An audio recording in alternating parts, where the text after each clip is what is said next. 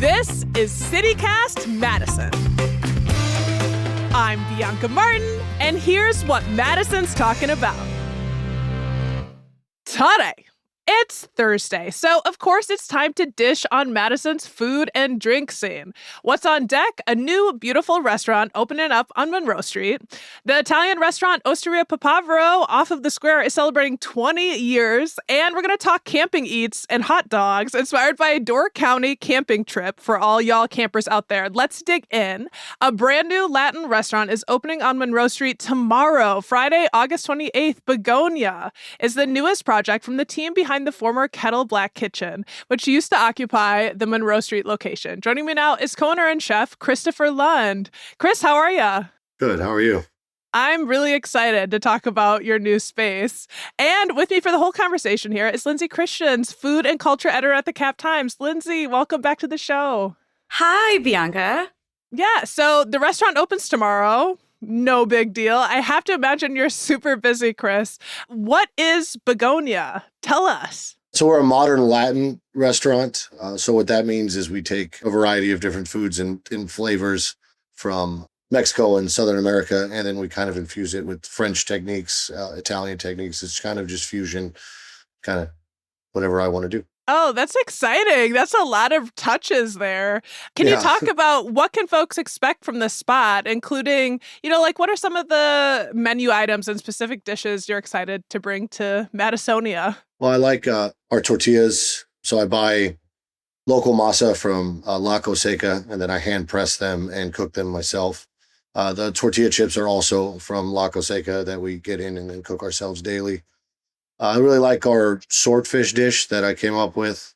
It's with a smoked tomato sauce, and then I actually break down swordfish loins and then make chorizo out of the scrap, so a chorizo salsa, and then that goes on top with pickled mussels and rock shrimp. Oh my God. Charred broccolini and a charred lemon wedge on top. That sounds insane. Something that I feel like I noticed from when you took over for Kettle Black Kitchen is you had a lot of chilies in a lot of the dishes. Yeah. And I know that you cooked for a while. Was it Scottsdale, Phoenix area? You were in Arizona for a bit. And I wonder how the influence of your time there in the Southwest is showing up, not just on the menu at Kettle Black, but also now on the menu at Begonia. That's my forte. I was originally from the San Francisco Bay Area for 20 years and then spent 10, 11 years in Phoenix. So that's, there's a lot of Latin influence in all those areas. So most of my cooking experience is using these ingredients. And then my time as a chef de cuisine at the Mission in Old Town Scottsdale really started getting into more of the esoteric knowledge. When we opened Kettle Black, we kind of dipped our, toes in the water to see if people were receptive to it in Madison, and they were. So we decided to double down and just do it all of that. Yeah, and also thinking about fish and seafood, it does help when you're on an ocean and getting trained out there. What else can folks expect from the menu? Some pretty creative tacos. Most of my proteins are from a farm called Peterson Craft Meats in Osceola, Wisconsin. So we take their ribeyes and break it down to a taco with all those hand-pressed tortillas from La Coseca, and then I do a smoked cherry salsa rojo on top, sesame seeds, and Dream Farm goat cheese. That one's super unique, and so far our number one seller for the last couple of days. So decided for that one. I think it's pretty creative instead of just your standard carne asada taco. That sounds incredibly good. I want to float on goat cheese to the end of my life. Yeah. Dream Farm has an incredible product as well if you've never had it. So it's so good. They have beautiful goat cheeses. So something that I'm curious about. So when you took over Kettle Black Kitchen, it was like a turnkey operation, but it was somebody else's, it was Brian Hamilton's restaurant before then. Yeah. And I wonder, is this step of opening Begonia just kind of a way of making it more visibly your own? Yeah, Brian's great, and the concept of Kettle Black Kitchen, which we switched a lot, but kept the name, and a lot of dishes were homages to him, especially in the beginning. But yeah, we really wanted our own name and our own, aesthetic and everything, and just really make it Sarah-nize. The name is because begonias grow in the Andes Mountains, all throughout South America, many varieties. And then my daughter's name is Scarlett. My in-laws really like the Grateful Dead, so we came up with Begonia, Scarlet Begonia, the song. Oh, so gorgeous. we really wanted to make it our own and tie into that it's such a family operation. My wife and I own it with, her parents. I'm so glad that you shared the kind of the etymology of the name there, because it personally makes me feel more connected knowing, this is the opportunity for folks to get to know you, and to know that those connections makes me, I don't know, I think I enjoyed the food more. Honestly. So has anything surprised you so far in the process for opening this? Like, have you encountered any hurdles? Like, what has it been like opening this space? Well, besides GFI's tripping, it just happens. It's a lot of electrical draw that we've been dealing with today. Besides that, no, I mean, we're very excited, but the people that have been coming in are also very excited and leaving smiling. And that was very happy. It's a big stress fest in the back. So it's really makes it worth it to see people, enjoy the experience that Sarah and I have spent 8 months trying to build. Is there a reason why you wanted to stay in that area? Are you fond of the sort of the culture and all of the confluences of West Side and campus? Yeah. Well, my wife's family's all from out here. Her and her brothers went to West High School. My father-in-law went to West High School. If my kids don't go to West High School, I'll be disowned. So, but besides that, obviously I'm from Arizona and California, but my entire family in Madison all lives, in the West Side. My mother and I ride our bikes to work. Oh my God. Some days, last couple of days, no, it's a lot of work. So pretty tired at the end of the day, but we just feel like we haven't really tapped into the market of these wonderful neighborhoods surrounding us. A lot of people didn't know that, we were even open. So we're hoping the new be bigger and bolder, and everybody will see us and come in and enjoy us. Yeah, well, that's part of the point of having you here, is so people can know about what's going on. I love hearing so much about the family connection and the family affair that this is, and even biking with your mom to work. Well, Chris, before I let you go, what are some parting thoughts that you want folks, if they have one thing they're taking away from Begonia's opening, what would it be? Just come in and, enjoy yourself, enjoy the food, appreciate all the work that goes into it.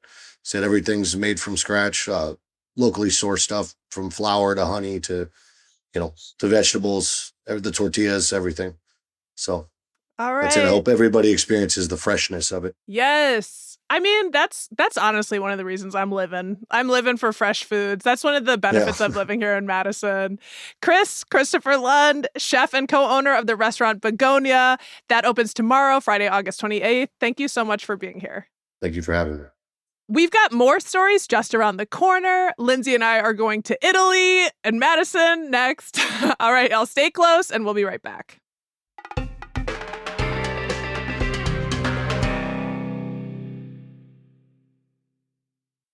Beloved local Italian restaurant Osteria Papavero is celebrating 20 years this weekend. Cheers to the best budino around. Lindsay, folks might not know this, but you literally wrote the Papavero cookbook with chef and owner Francesco Mangiano back in 2023. So I know you're a fan of the food and actually an expert on it.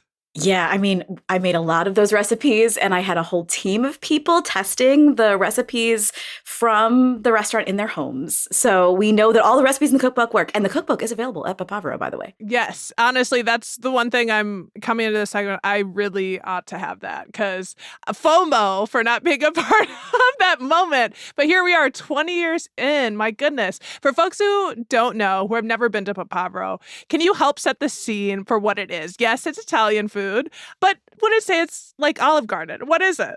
No, yeah. So Francesco Mangiano is from Bologna, and he opened Osteria Papavero with the team that had been at Cocolico. I don't know if you remember Cocolico, but it was kind of right around the corner there where Mishki Peruvian is now. Yeah, the place that has held many a business. Yes, yeah. So when I moved here in 2006, so I've also been here for 20 years, the same amount of time as Papavero. And it was Cocolico at the time. And they kind of had this shared operational situation. And the early reviews that came out of Papavero when it first opened, very intimate, right? But people talked a lot about how cold it was, because there's this like entryway that has like heavy curtains around it now to help keep the cold out. That's the origin of the curtains. That makes a lot of sense. Yeah, because every time the door would open, it would be like this blast of cold air would come into this space, and it's really small. So the thing about Papavero is it's really intimate. Francesco calls it the Italian shack, which is very cute. And it's in the Madison Mark Apartments. It's right across from kind of that new food hall that just went in on East Wilson. So it's been kind of a construction site recently, like near a construction site. But the thing with Papavero is it really has been not only this like place for Francesco to showcase some of the food that he loves from growing up, like in Bologna, and some of the trips that he would take up into the mountains or to the coast, but also it has been a place where it can evolve and it can have its own identity. There are these beautiful like carved wooden tables by local artist Aaron Lowe, Laux, Aaron Lowe, and every table is different. There's a bar that has this like wonderful Amaro program. So like if you want to try different kinds of Amari, there's several different ones there you could try. There are servers there, people who worked out of Papavero who have like gone on to do other wonderful, wonderful things in Madison. Alessandro Monticello, for example, just opened It's Good For You pizza on the north side. He was at Papavero for many, many years. He's from Sicily. Jenny Greep, who's over at Meat People on the east side. She was a manager there forever. There was a server there, Steph, who knew like every special by heart, like knew them better than Francesco himself. So it has just been this tiny little gem of an Italian restaurant. And I think I know I'm kind of talking a lot right now, but I think sometimes when we talk about food and restaurants and what we're excited about, we talk about the new, like begonia. It's so exciting to have begonia opening. But here's Papavero. They've been holding it down for 20 years. The food is still excellent. They were nominated for a James Beard a few years ago. I think it was Francesco's first nomination, I believe. And so seeing how not only they have continued to grow and like to add things to the menu, to do interesting things like Awful Week, where they do OFFAL, like it's organ meats. The nasty bits is what they call it. But that's really fun. They do that every year at the end of October. But they're pushing the envelope. They're using fish that maybe no other restaurants wouldn't use because they have this ethos of wanting to use all parts of the animal, that wanting to use things that other places might throw away, like wanting to use as much as possible. There's this real commitment to that sustainable element too. So you have them like holding it down, like making these beautiful, like the boar ragu. It's so gorgeous. It's on the menu like every single winter, all the time. And crespelle, which are these like lovely kind of, it's like a folded creamy pasta kind of dish. Crespelle, it's like an Italian crepe kind of. They're very heavy. They're very good. Better in the winter, in my opinion, but people order them year round. But things like that are like standards, but then also still continuing to push and just being consistently wonderful. We have some restaurants in Madison like this that are consistently wonderful, and I think it can be easy to overlook them in favor of the new and bright and shiny. Yes, this deserves the magic and the setup, and for folks to understand, like, this has been some ragu sauce. This has been some sauce seasoning for some time. There is magic here. There's creativity there. You've mentioned a number of folks who I can call my dear friends and old coworkers, Steph, and I used to work at Tempest, which is right basically next door in Notchfield, which is so there was kind of this family, and I would go over to Papavero to be like, it feels like cutting edge. And I'm not someone who went to, culinary school, but I know what excellence is. And part of it is them, like they're setting the standard and have been for so long. And yeah, and having the context of this space itself, if you haven't been in, just to double tap what Lindsay said, it is very intimate. It's a great date spot. And it's a great, family. It's a space to be connected on what really matters. I went there for my birthday this year. I also want to shout out Papavero low-key has like the best lunch downtown. Like the lunch is so good. It's not expensive at all. But like you can get a little sandwich and a soup or a sandwich and a salad or like a little pasta. And it's like $30 for two people. It's so good. And it's almost always like available. You can just grab a seat for lunch. It's like my favorite place to meet people downtown for lunch, like that and Marigold. I love Marigold too. But Papavero has an incredible lunch special. Marigold, another one like with sardine that's celebrating like I think close to 20 years now too. Them, but just wonderful. We've got some long-standing excellent places downtown, I think. Yeah. And if there was going to be a movie set in Madison, one of the stops is going to be at Papavero. Yes. Like Yes. if it was a romantic comedy or otherwise, like I could definitely see that. And lots of birthdays and lots of celebrations have been had there. It's a nice place. And speaking about celebrations, 20 years is a long time for any business. But in the restaurant industry, like it really is a true feat. What do you think gives Papavero such staying power? Especially it's a little bit off the beaten path, being on Wilson. Like it's kind of tucked away. Maybe It that's is a its little bit. essence. I don't know. Yeah, it's a little bit hard to find. It was interesting when I was writing the cookbook a couple of years ago with Francesco. He talked about how there are people who are still coming in, even just a couple of years ago, being like, I didn't know you were here. I Yeah. never knew you were here. Yeah, like still Yeah. finding them for the first time. I think that one of the secrets to Papavero's success, or longevity, I should say, is the fact that Francesco, he really has kept the menu at Papavero focused. Like he's not doing crazy fusion stuff. You know, he's really, it is like straightforward and like deceptively simple in the way that you have to have really good ingredients to make it taste wonderful and like treat them correctly.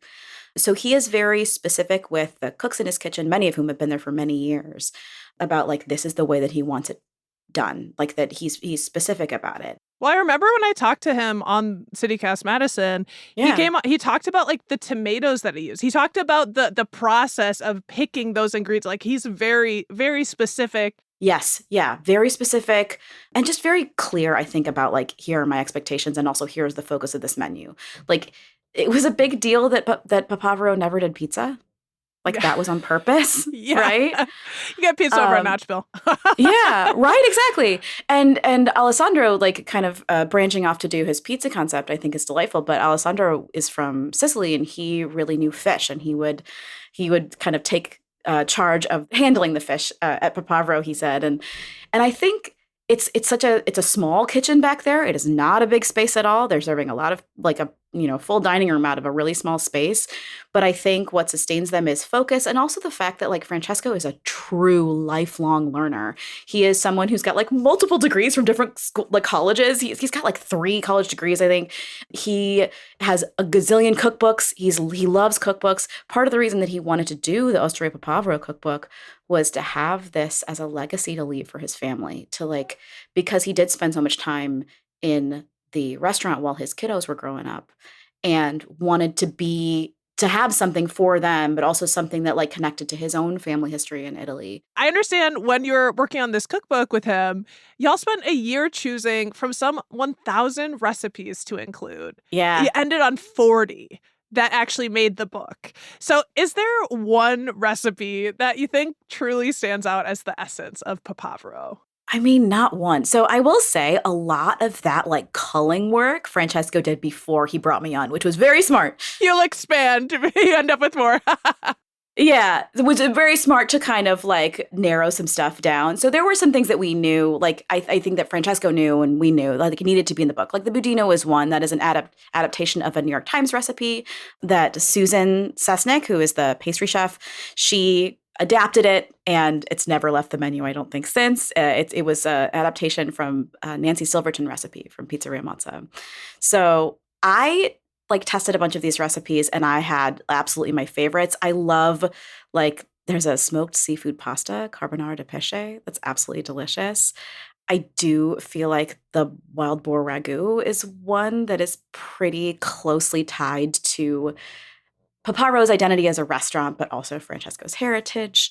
There are so many wonderful things in the cookbook that come from different parts of Italy, but I will also say like it can get kind of heavy because some of the food from Bologna is heavy. That's why like if you go to Italy, you do kind of want to travel around to like get some of the places that are, would have lighter cuisine to mix it up a bit. You mean like heavy cream base or yeah, like long simmered meats and like there's a lot of cheese. There's a lot meat of sweats, dairy sweats.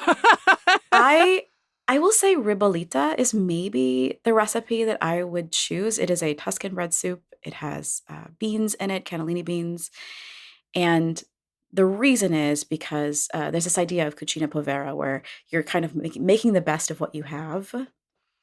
And I think one of the beautiful things, both in this cookbook and at Papavero in general, is just the ability to take a couple of simple ingredients and turn them into something that is really memorable or just really satisfying, like soul satisfying.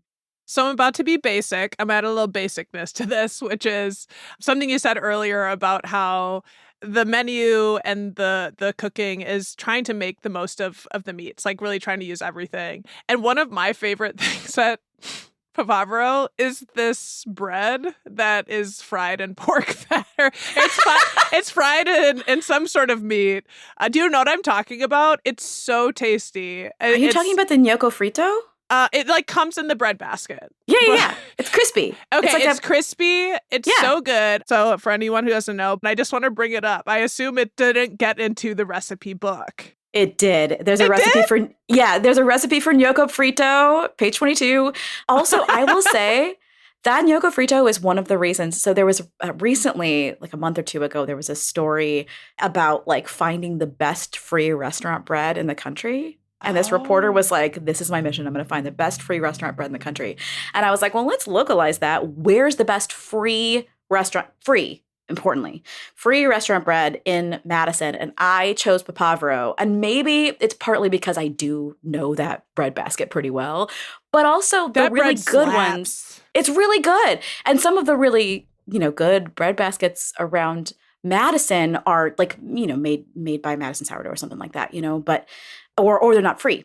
I stand by that. I stand by your choice, Lindsay. I think hands down, this basket. It's like, what is this? I need more of it. And then people are fighting over it, and it's very yeah. They're like salty, crispy, they're really good. Cheers to you, Papavero. We love you. We know you. We want to know you better. If folks are just finding Papavero, don't forget about that cookbook, y'all. All right, we are carrying on. When we come back, we're headed to some woods and going to talk about some hot dogs. We're talking about camping. Summer almost over. Get excited, though. We're going to talk about some fun things. Stay tuned.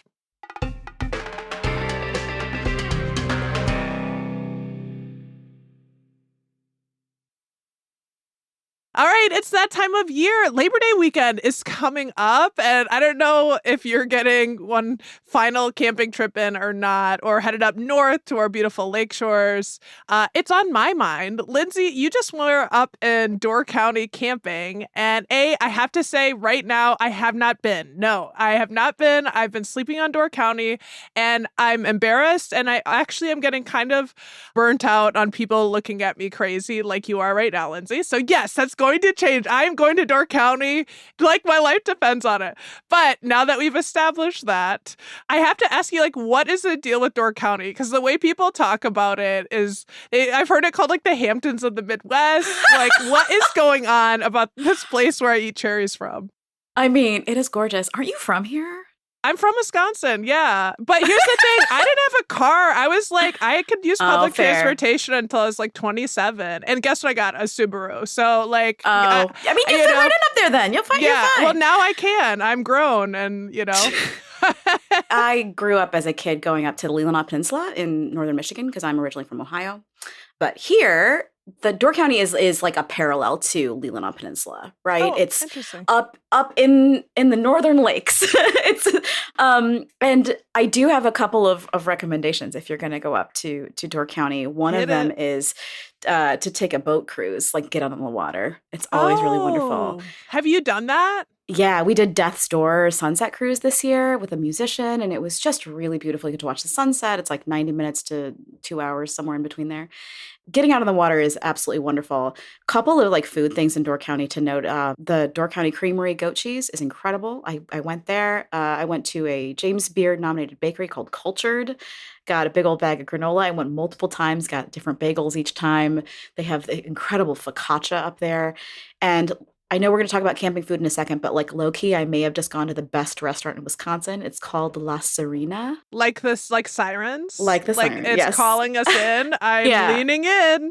Yes, yeah. The chef is Carlos Salgado, who opened Taco Maria in Southern California, and moved to Door County last year because it's where his wife's family is from, I believe. And they've opened, it's like a 28-seat, tiny little restaurant. You go, there's like one starter and two choices for a main, and that's all you get to pick. Like, it's not a long menu, it's prix fixe. We added on oysters with like a little bit of currant and like tiny chopped jalapeno on there. And it was just absolutely stunning. And then we had a flan for dessert. And it's like a lovely natural wine menu. It's absolutely a gorgeous, gorgeous restaurant, but it is so focused. He's making fresh tortillas every day. Everything has such specific detail because he's only doing one starter and two mains, and it's tacos. Gets to focus. So it's the best tortillas you will ever have. They're gorgeous, like blue masa. It was just I'm gorgeous. looking at photos now and I'm gagging. It looks incredible. Yeah, but the key thing with La Serena is that reservations open 4 weeks ahead and they book out almost instantly because it's really small. So you do kind of have to hop on it if you know you're going to go to Door County in the next couple of months, like get on it, or even like next summer, like put a little note, like like go to La Serena. It was absolutely gorgeous. The service was just beautiful, and it's such a wonderful experience to have, especially because like we were tent camping. Yeah, it sounds different than the tent camping experience. A little bit of that I gotta clean up. I gotta clean up enough so that no one knows that I am every night I'm going to a bathroom that has 8,000 spiders in it. Yeah, it's a low estimate probably.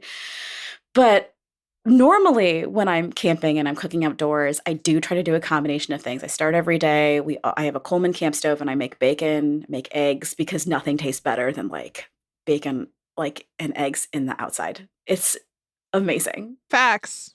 Yeah. It is. So good. It's the best breakfast.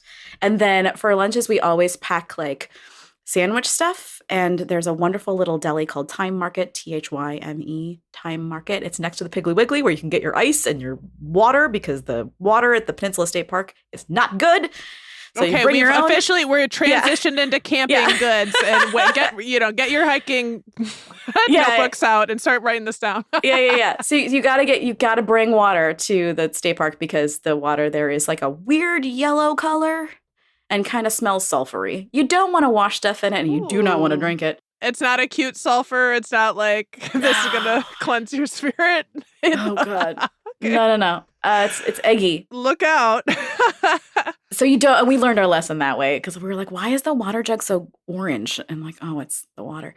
So we bring our own water, and then we go to a little Time Market where you can get like yummy little things for lunch if you want to. Sandwiches. There's a little Door County ice cream shop and sandwich shop that we like grabbed sandwiches from on our way up to our Door County Death's Door boat. That was really fun. But I also recommend, like, if you're going to be cooking over the fire, a couple of things. One is if you've got a cooler, putting meats in vacuum seal. So like meat people will do that for you. They will vacuum seal any meat for you. And I freeze it and then I pop it in the cooler with the ice and everything so that it stays cold as long as I can get it to stay cold, right? Yeah. So meat people butcher folks. We talked about them earlier in the show. They're over on Monona Drive. Doing it right. Yeah. And you can get things like sausages that are already seasoned, so you're not dealing too much with raw meat, because that's one of the things at a campsite too, is you don't always have immediate access to water, and you do not want to be messing around with, foodborne illness. So I am real careful. So that's a thing. I usually don't do greens in the cooler. I don't do too much dairy in the cooler except for cheese. I don't do like fresh dairy in the cooler, and I don't do chicken because salmonella. So like there are just things that I'm more cautious with when we're cooking outside. We don't need foodborne illness. We don't need airborne illness. We don't need mosquitoes. No. We're taking care and we're eating right. That's very, very smart. Yeah. Yeah. So I do kind of a combination of fire cooking and Coleman camp stove cooking. They're both really fun. Well, I'm a lot more basic in my camping cooking skills. I'll have to be honest. I'm like, have you heard of ramen noodles? Like, can you warm up some water so I can cook these ramen noodles?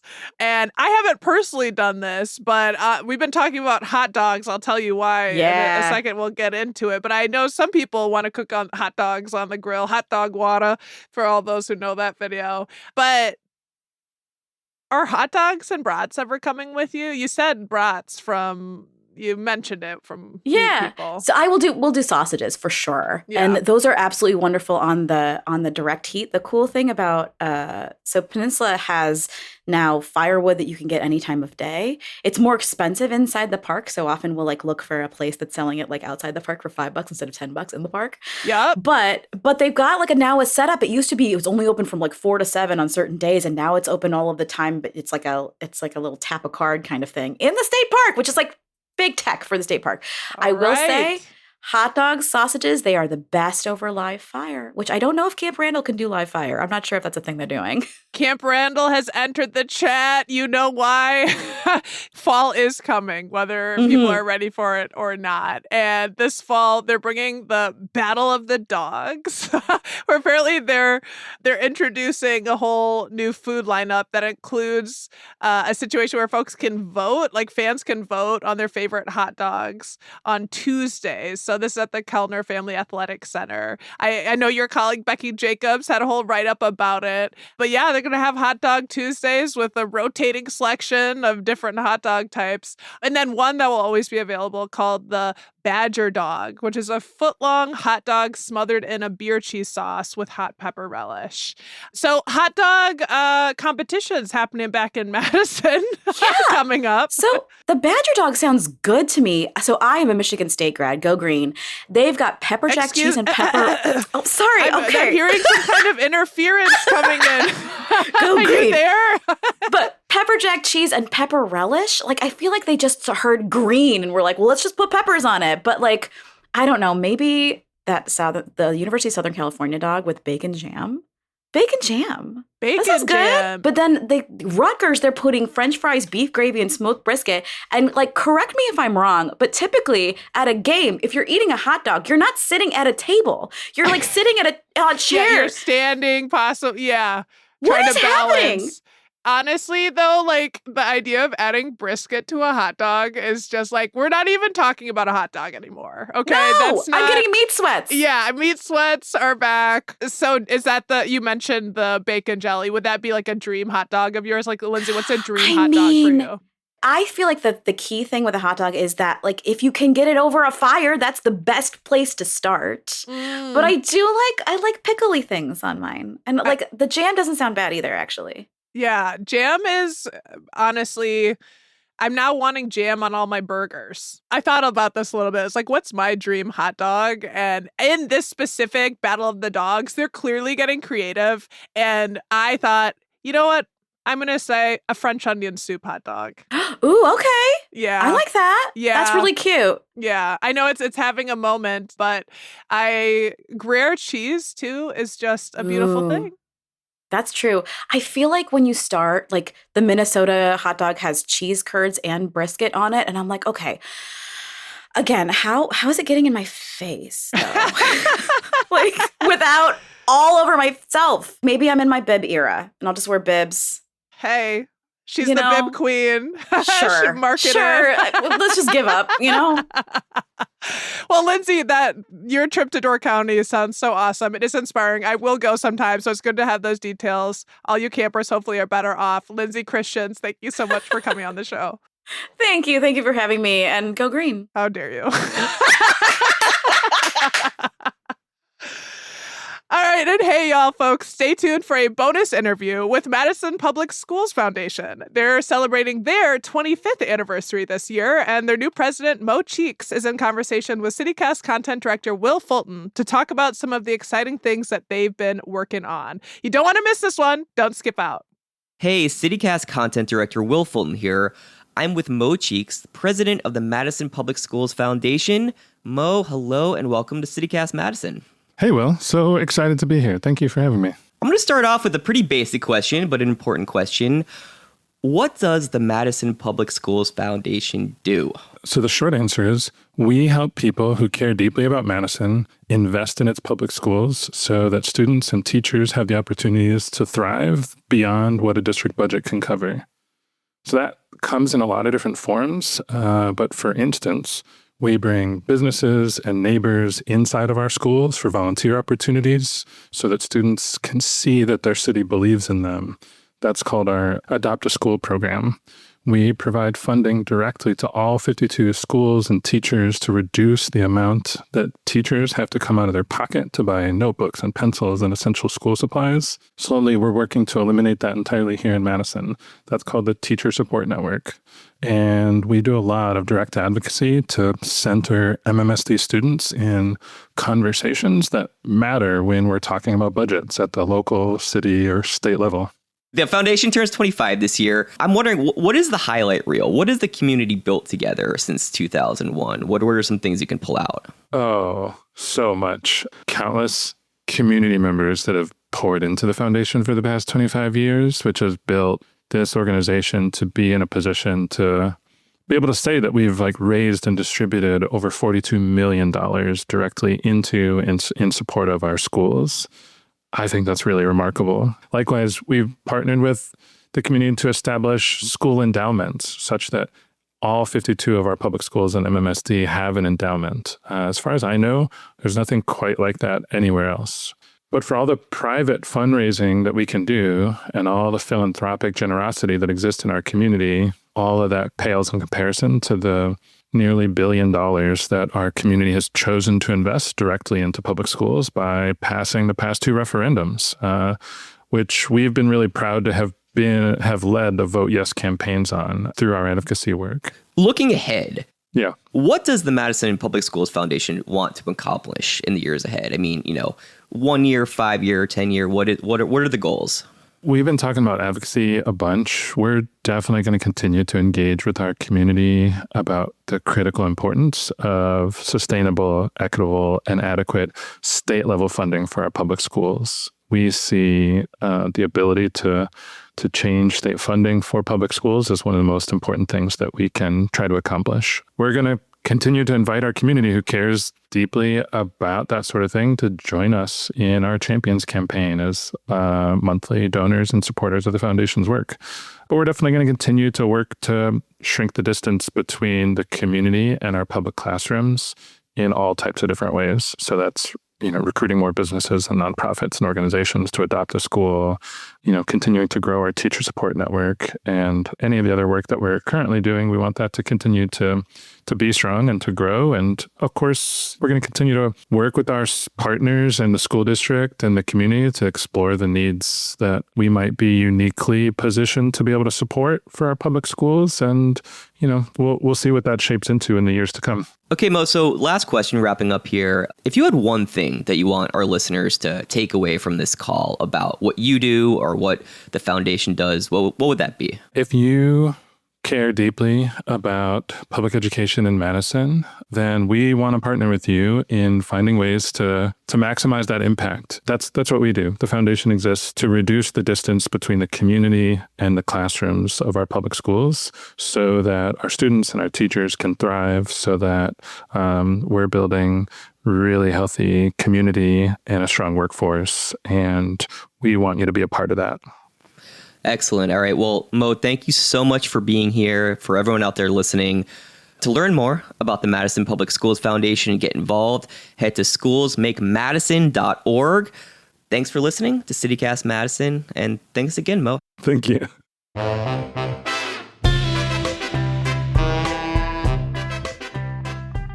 That's all for today here on CityCast Madison. I'm your host, Bianca Martin. Don't forget, you can support the show and get great perks by becoming a CityCast Madison neighbor at membership.citycast.fm/Madison. And if you enjoyed today's show, why not share this episode with someone who wants a hot dog real bad? All right, y'all. Help spread the word about CityCast Madison. Share this episode out if you enjoyed it. Share it with your friends. Share it with your Papavero buddies. And we will be back tomorrow morning with more stories from around the city. Until then, take good care, and thanks for listening.